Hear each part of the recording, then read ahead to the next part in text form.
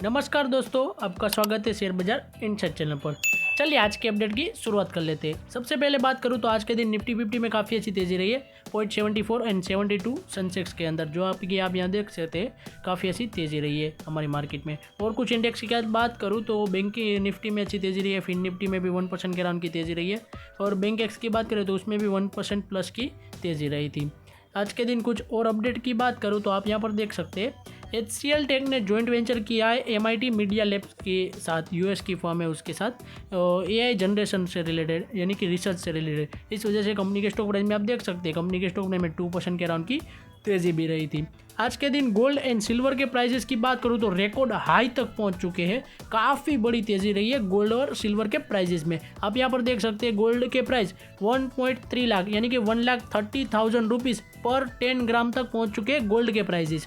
Silver की बात करूँ तो सिल्वर के प्राइजेस यहाँ पर आप देख सकते हैं 1,57,000 रुपीज़ 1 kg के पहुंच चुके हैं, यानी कि सिल्वर के अंदर भी काफ़ी बड़ी जंप आई है। गोल्ड एंड सिल्वर के प्राइजेस काफ़ी रॉकेट हाई तक पहुंच चुके हैं, क्योंकि यूएस मार्केट में आपको पता ही होगा कि यूएस गवर्नमेंट शटडाउन होने की कगार पर है। उनकी कोई किसी गवर्नमेंट एम्प्लॉय की सैलरी या कुछ नहीं दिया जा रहा है उसकी वजह से, क्योंकि वहाँ के रूल्स एंड रेगुलेशन ऐसे है इस वजह से। और कुछ बात करें हमारी मार्केट की अनसर्टेनिटी की तो उसके अंदर भी काफ़ी अनसर्टेनिटी है। इस वजह से गोल्ड एंड सिल्वर के प्राइजेस दिन ब दिन बढ़ते जा रहे हैं। नेक्स्ट बात करूँ आज के दिन टॉप लूजर एंड गेनर की तो मैक्स हेल्थ केयर उसके अंदर करीब 7% की तेज़ी रही है। टेक महिंद्रा में काफ़ी अच्छी तेज़ी रही है 3% के अराउंड की, और श्रीराम फाइनेंस में भी 4% के अराउंड की तेज़ी रही है आज के दिन। और टॉप लूजर के गेनर की बात करूँ तो मानस पॉलीमर एनर्जी, यह IPO था SME IPO, उसकी लिस्टिंग हुई है, इस वजह से 80% की अच्छी तेज़ी रही है। KIOCL इनके स्टॉक प्राइस में भी करीब 18% के अराउंड की तेज़ी रही है। फोर्टिस हेल्थ केयर उसमें भी 7.5% की तेज़ी रही है। नेस्को लिमिटेड में भी करीब 6% के अराउंड की तेज़ी रही है। फोर्स इंडिया लिमिटेड में भी अच्छी तेज़ी रही है 5% के अराउंड की।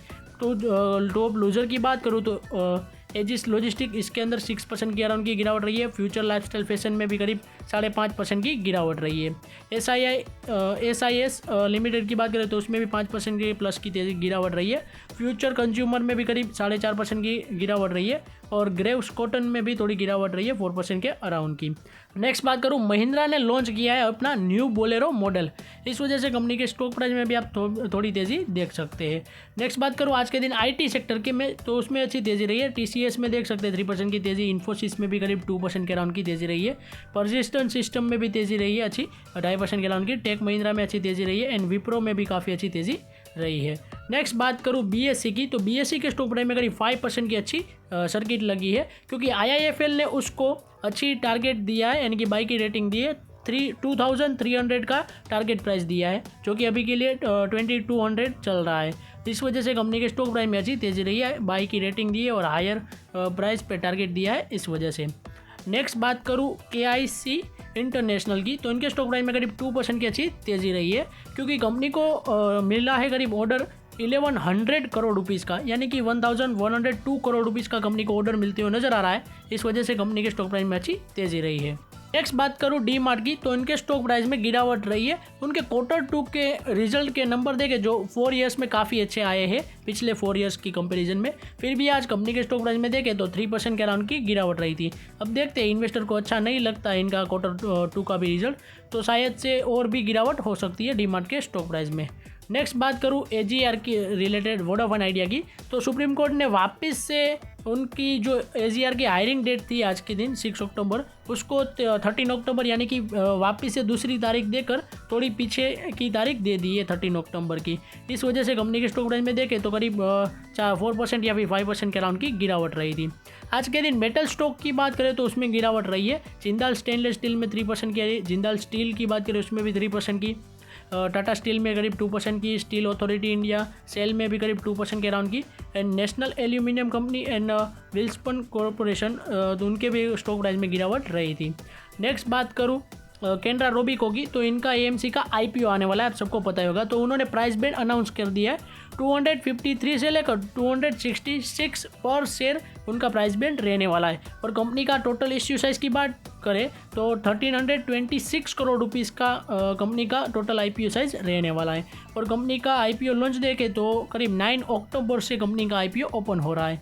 अगर आप इसमें अप्लाई करना चाहें तो अप्लाई कर सकते हैं। नेक्स्ट बात करूँ कोटक महिंद्रा बैंक की, तो इनके Q2 के जो अपडेट है उस काफ़ी इंप्रेसिव लगे इन्वेस्टर को। इस वजह से कंपनी के स्टॉक प्राइस में भी करीब 2% के अराउंड की तेज़ी रही थी।